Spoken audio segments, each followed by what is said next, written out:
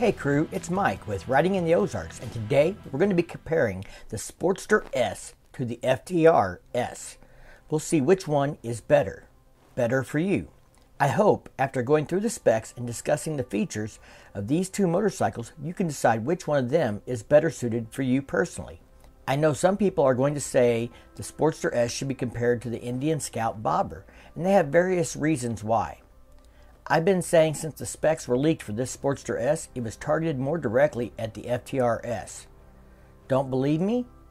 Go check out this video from Moto Bob, where he compares the Sportster S and says it is more comparable to the FTR than the Scout Bobber, even though that's what he compares it to in that video. Let's get started with the heart of the matter, the engine.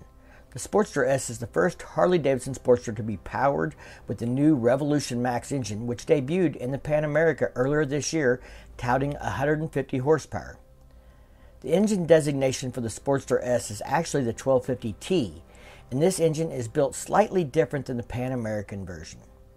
Harley-Davidson chose to use different cylinder heads and valves, different pistons to match those heads, different cam profiles and variable valve timing phasing, and a different intake and exhaust. These changes to the engine are designed to deliver strong acceleration from the start with robust power through the mid-range, which is what you would more typically find in a cruiser motorcycle. The Sportster S engine is still strong and has very respectable numbers. It is rated at 121 horsepower, which delivers at a peak of 7,500 RPM, which is still a much higher RPM than what most Harley owners are used to reaching. The torque starts to pull hard from 3,000 RPM and peaks at a whopping 94 foot-pounds at 6,000 RPM. If we look at the FTRS, it comes with 120 horsepower and 87 foot-pounds with a peak torque range of 6,000 RPM also. Now the Sportster S has 12-to-1 compression and the FTR has 12.5-to-1 compression. Both are liquid-cooled engines, and it looks like on paper Harley did just enough with this motor configuration to edge out the FTR in regards to these specs. Let's talk overall dimensions of these two motorcycles. The Sportster S is 89.2 inches in overall length and the FTR is 87.5 overall. Width of the Sportster S is 33.2 while the FTR comes in at 32.7. Both of those dimensions are pretty close, with the FTR only being slightly narrower.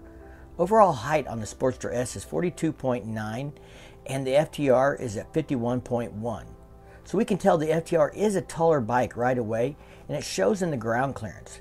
The Sportster S has 3.6 inches compared to the FTR with a big old 6.5 inches.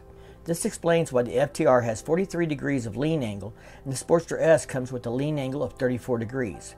With the Sportster S being shorter overall, it has a lower seat height, unladen, of 29.6. Seat height for the FTR is more like 31 inches. I have to say, if you're looking for a bike to carve canyons and cut through the twisties, it looks based on the lean angle that the FTRS is probably a better choice. But if you're a shorter rider, you will struggle with the seat height. And if you're looking for a more comfortable riding position for those long hauls, you may prefer the Sportster S, which has forward control stock, but does have a mid-control accessory option for those of you who prefer a more upright riding position. Both bikes are sporting a 6-speed transmission and cruise control. Gear ratio on both bikes start out about the same, but Harley spreads the ratio out a little bit through second and third, then the bikes line up pretty close in fourth. Then Harley goes a touch wider moving through the remaining gears, which could theoretically give it more top end. I believe the FTRS is governed at 124 miles per hour. Specs leaked on the Sportster S listed the top speed as 137 miles per hour. But Harley has not said anything officially on that matter that I have seen personally. Fuel capacity. The FTRS comes with 3.4 gallons, while the Sportster S comes with only 3.1. I couldn't find any fuel economy statistics on the official sheet from Indian, but one of the FTR reviews I read claimed 42 miles per gallon. The Sportster S is touting 49 miles per gallon. A 3.1 gallon tank versus a 3.4 is still only a 10% difference, which is not significant one way or the other, and considering the fuel economy, you're going to need to top off every 125 miles or so either way on either bike. As we look at the chassis and suspension, we find the Sportster S comes in with 43mm inverted forks and a monoshock in the rear, both provided by Showa. Now the concern is the travel. The front travel is 92mm and the rear is only a mere 51mm. Even with premium suspension, I am concerned that this is still going to be a bumpy ride. The FTRS has 120 millimeters of travel in the front and rear. When I saw these specs, I knew this was going to be an area of concern for many riders, and I've only watched one review, and the first ride was from Cycle World, and he made some comments about the suspension that indicate that maybe this was an area Harley should have done a little bit more in. For wheels and tires, the FTR is running a 120/70 R17 in the front and a 180/55 R17 in the rear. The Sportster S is sporting this wide 160/70 R17 in the front and a 180/70 R16 in the rear. I'm not sold on the big fat tire in the front for Harley-Davidson Sportster S, but I guess time will tell if people like it. Since we're talking about the wheels and tires, let's move over to the brakes. Both bikes are counting on Brembo brakes in the front and rear. The Sportster S on the front has a radially mounted monoblock 4-piston caliper. The rear, a floating single-piston caliper. Now we go back over to the FTRS, and we will find that it has on the front dual 4-piston calipers, a single 2-piston caliper in the rear. The lack of dual disc brakes on the Sportster S has been the single largest complaint I have seen from viewers on the channel. Maybe the single front caliper on the Sportster S is adequate, but I personally like dual front disc brakes, especially on a performance muscle cruiser. When I get to do a first ride, I will definitely be testing these brakes to see what I think about them. Wheelbase for both bikes are very similar, with the Harley-Davidson Sportster S coming in at 59.8 inches, and the FTR is coming in at 60 inches. Weight is always a factor that people pay close attention to. Harley-Davidson in running order weighs in at 502 pounds, while the FTR-S in running order comes in at 514 pounds. Now that's only 12 pounds difference, and I know some people are going to say that's a win for Harley-Davidson, but when we get down to 12 pounds, that's not too significant in my opinion. If you really feel like 12 pounds is a big deal when comparing these motorcycles, you need to make sure that you shaved all the extra weight off yourself as well. I know I could stand to drop 12 pounds. Let's talk about tech here for just a second. I'm glad to see Harley-Davidson has came out with all LED headlights, taillights, and turn signals on this new motorcycle, and I'm very interested in the 4-inch TFT display, which includes a speedometer, odometer, fuel level, clock, trip, ambient temperature, temperature alert, side stand down alert, tip over alert, cruise, range, and tachometer.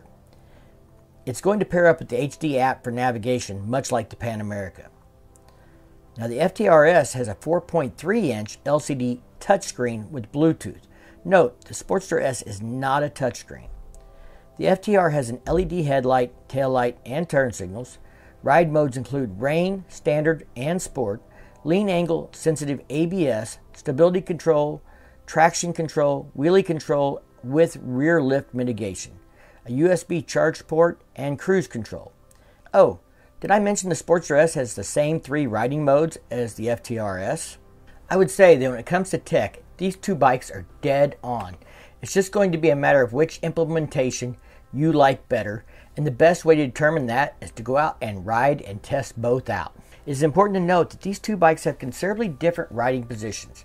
The FTR is taller, with the pegs back a little further. It's more of an upright riding position, while the Sportster S appears to be more low-slung with a lower seat height and feet forward position from the factory configuration.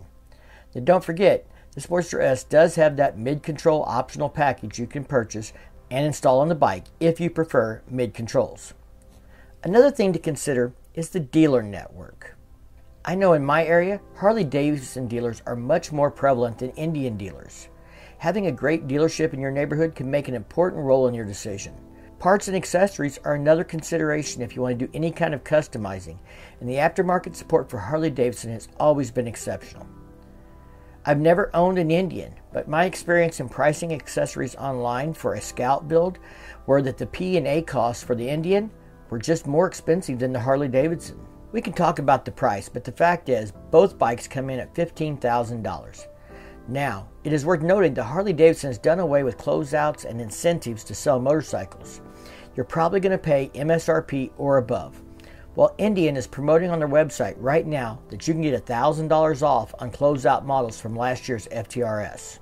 Alright guys, I think both bikes are great, and I think when it comes to the engine and the weight, Harley-Davidson checked off a lot of boxes on this build compared to the FTR.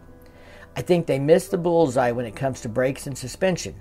While they have some great stuff with the suspension and brakes being by Brembo and Showa, they seem to have shaved a few corners that allows the FTR S to still check those boxes off and come in ahead in those aspects.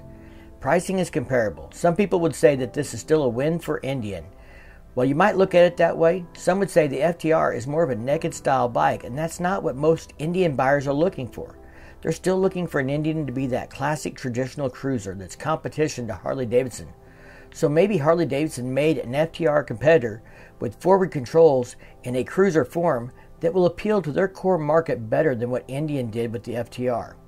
Which one do you think is going to sell better? I guess time will tell. I really hope the Sportster S is on the demo trucks in September. If it is, I'll be able to ride both bikes within a few days of each other and really get a feel for which one I like better riding them back to back.